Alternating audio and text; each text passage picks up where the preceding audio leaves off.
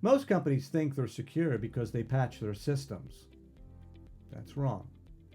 And it's the reason breaches keep happening in 2026. The real problem isn't what's broken, it's what's exposed, and nobody's watching. Every major breach I've studied over the last few years has one thing in common.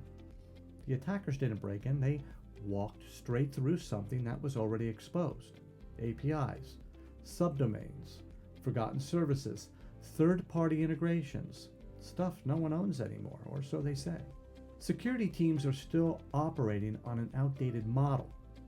Patch vulnerabilities, harden infrastructure, move on. But exposure doesn't behave like that.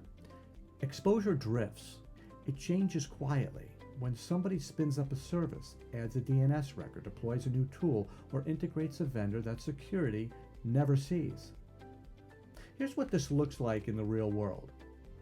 A company fixes a critical vulnerability and declares victory, but 2 weeks later, a forgotten subdomain is still pointing to an old service. An API endpoint is still reachable. A cloud asset is still publicly accessible. The breach doesn't happen because of bad security. It happens because of unmonitored exposure. The most dangerous security question isn't, are we patched? It's what can the internet still see that we forgot about? Most organizations can't answer that, and attackers know it. This exact gap between what teams think is exposed and what actually is why I built WatchGate. Not to replace scanners, but to continuously surface external exposure before attackers do.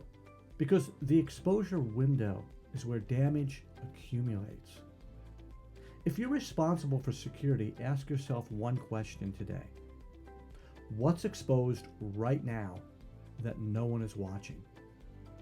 That answer matters. It matters more than your last patch cycle.